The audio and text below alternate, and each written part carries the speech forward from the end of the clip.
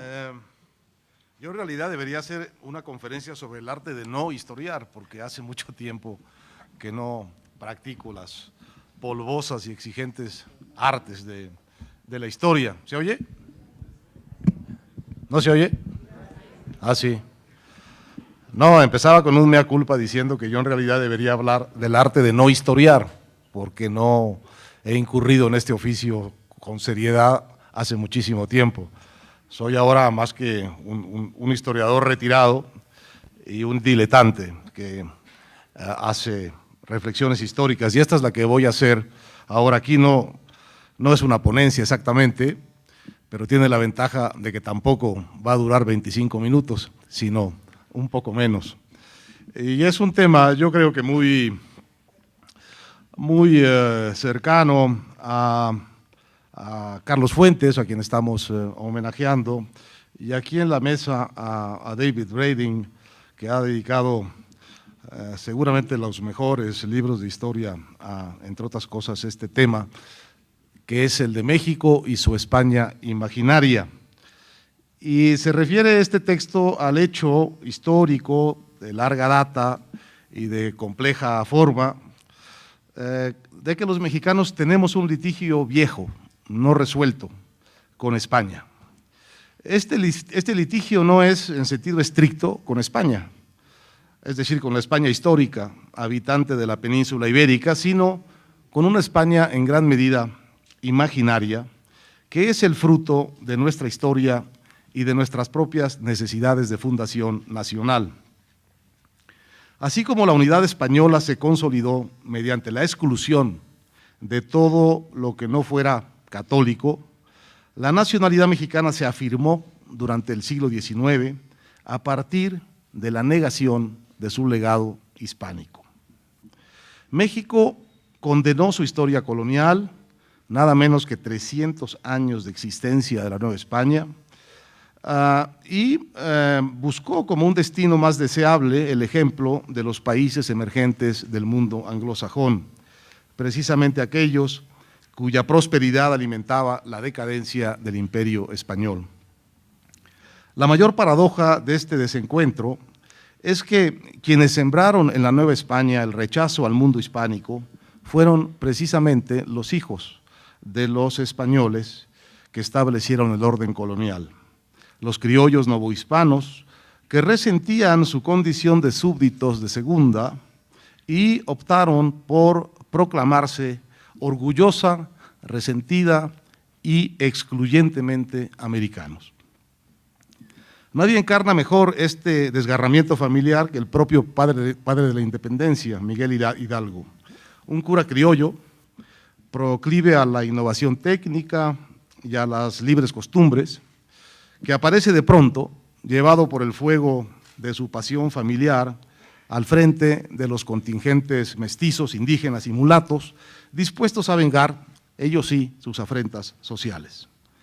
No hay grito más terrible, creo yo, en la historia de Hidalgo, que su consigna en un momento difícil de la campaña: estamos perdidos, vamos a coger gachupines. La paradoja se completa con el hecho de que fue precisamente en ese pasado negado de la Nueva España donde se verificó el tránsito histórico de mayor envergadura para el México de hoy. Nada menos que la aparición del pueblo o la población que propiamente hemos de llamar mexicano o mexicana, y que no es en su origen sino el fruto de la mezcla racial y cultural verificada en la colonia. La de los criollos novohispanos es la historia de un resentimiento y también la hazaña cultural de la fundación de una nueva sensibilidad nacional. Para afirmarse ante los españoles peninsulares, los criollos crearon en el lento curso de los siglos algunos de los motivos simbólicos más persistentes de la nacionalidad mexicana. Los criollos plantearon, por ejemplo, la noción de la superioridad americana frente a los vicios de la metrópoli. Afianzaron en la conciencia histórica de la república o de aquel país la noción de la colonia como una época oscura y eligieron como raíz de la nueva identidad americana a que aspiraban justamente aquello que poco o nada tenía que ver con ellos, aquello de lo que no descendían, es decir, el pasado indígena, que convirtieron en un pasado clásico y que se cuidaron de separar de los indios de carne y hueso, a quienes seguían tratando con naturalidad segregatoria. El triunfo de los liberales mexicanos en el siglo XIX prolongó la versión criolla del orbe colonial, no como el origen de nuestra textura nacional, sino como la impedimenta del progreso, el lugar del oscurantismo religioso, los fueros medievales, la Inquisición, etc. Para las élites liberales triunfadoras, empeñadas en alcanzar la modernidad política y económica, el pasado a superar era la herencia feudal hispánica. De espaldas a España durante el siglo XIX, como consecuencia lógica de la independencia alcanzada en 1821, la incipiente nación mexicana dio la espalda también a la zona mayor de su propio pasado, la Nueva España, el molde donde había nacido y madurado. Se definió así una continuidad entre el rechazo criollo al legado español y el espíritu antihispánico de los liberales mexicanos, continuidad acentuada por el hecho de que la lucha de los liberales se libró en gran parte para limitar los poderes terrenales de la Iglesia Católica, una de las mayores herencias novohispanas. La política triunfante en el siglo XIX mexicano fue la liberal, en tanto enemiga del conservadurismo hispánico y laica, en tanto opuesta a la herencia católica novohispana, que era, sin embargo, más allá de los excesos del clero, el subsuelo espiritual de la mayoría de la población. La Revolución Mexicana de 1910 trajo consigo la aparición de la extraordinaria diversidad social, étnica y cultural del país. A consecuencia de su catártica diversidad, un instinto de la revolución fue reconocer la pluralidad de México y abrirle sus puertas a todos los pasados y a todos los presentes del país. Las décadas posrevolucionarias trajeron una considerable ampliación del imaginario nacionalista de México, una nueva reconciliación con el pasado indígena, una incorporación del siglo XIX, no como la soma de anarquía que fue, sino como el antecedente formativo del país que habría de expresarse en la revolución, y una reafirmación de la frontera norte como la línea número 1 de resistencia nacional, ya que toda la revolución transcurrió en medio de intervenciones, amagos y reclamaciones estadounidenses. No obstante este refrendo nacionalista del enemigo identificado en Estados Unidos, no hubo reconciliación nacional para la Nueva España, cuyo legado cultural habría sido el contrapeso más lógico ante la influencia de nuestra frontera norte. La visión derogatoria del patriotismo criollo siguió viva en el corazón del nuevo nacionalismo revolucionario. El primer reacercamiento de México y España en el siglo XX se dio con la España del exilio, la España republicana, perdedora de la guerra civil. Fue una diáspora riquísima que fecundó como ninguna la cultura y la vida intelectual de México.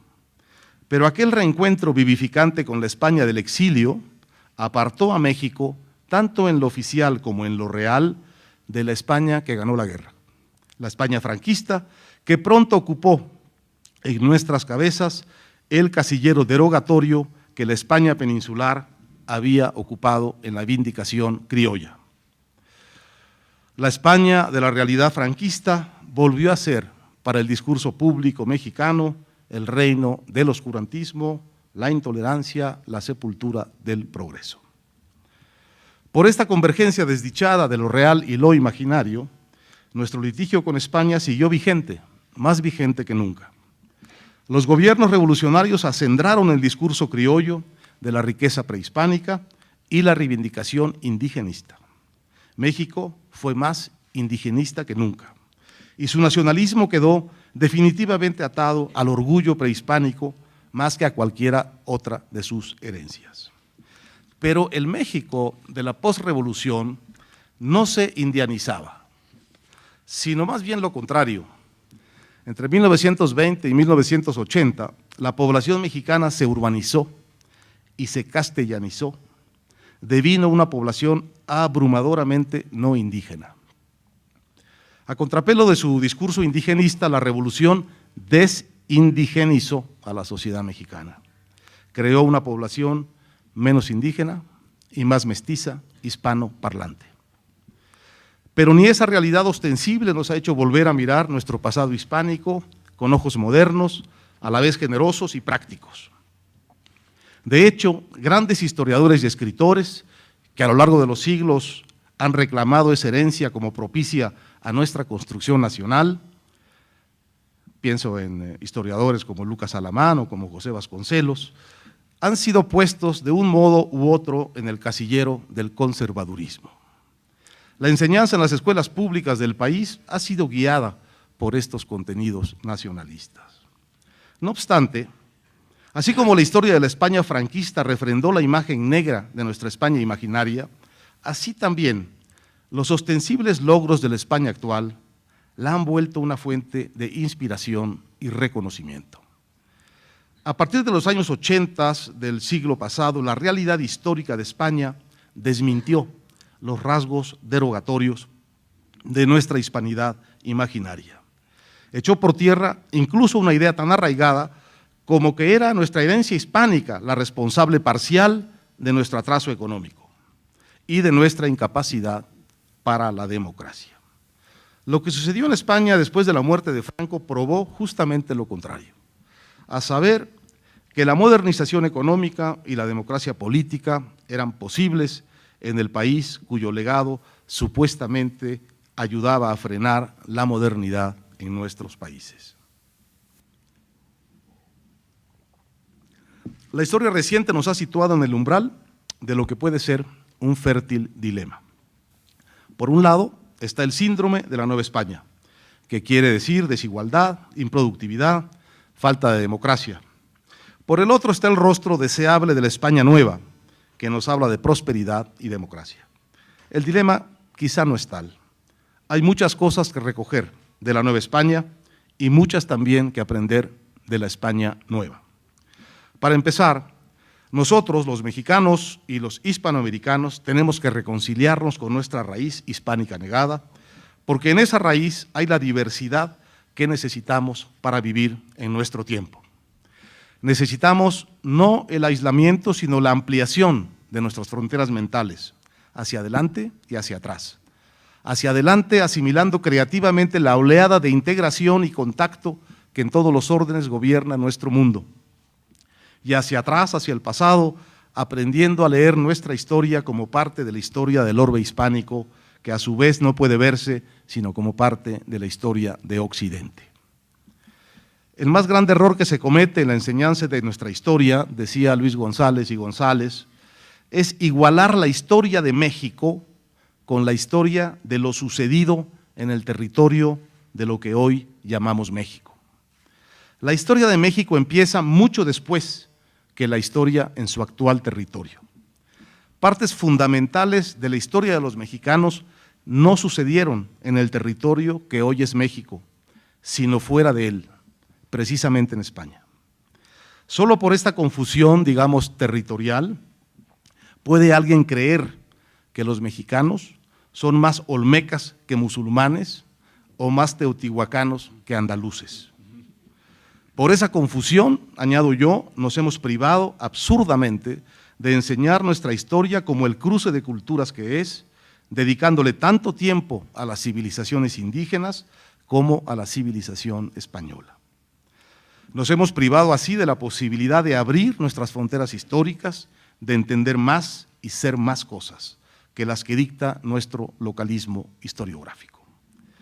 A la hora de las integraciones planetarias que nos propone el mundo, nuestra respuesta no puede ser el exclusivismo local, azteca o guaraní o cholo o chicano o catalán, sino la recuperación de la gran experiencia iberoamericana, de la diversidad en la unidad, que empieza con las dominaciones griega y romana de la península ibérica y termina, por ahora, con el hispanohablante indocumentado que busca su lugar en la economía norteamericana, se radica y se mezcla, pero al mismo tiempo resiste, como a lo largo de los siglos ha resistido la frontera cultural de Iberoamérica con los Estados Unidos, como si a lo largo de esa frontera siguieran peleando en una lucha sin vencedor las raíces culturales de un imperio muerto y las puertas abiertas al presente de un imperio vivo. Nuestra modernidad de fin de siglo requiere salir de la negación anticolonial y asumir y reencontrar nuestra poderosa raíz hispánica, no en lo que tuvo de exclusivismo y explotación coloniales, sino en lo que tiene de mezcla y diversidad fundidas en un producto único. Es una tarea digna de nuestro mejor esfuerzo tratar de recuperar a plenitud nuestro pasado para enfrentar con mejores recursos nuestro presente y nuestro futuro. Y los mejores recursos para ello son los que hablan en nuestra historia del contacto, la mezcla y la asimilación, los recursos de la identidad mestiza y la fortaleza cultural de la matriz hispánica, que es una de las más poderosas de Occidente. Muchas gracias.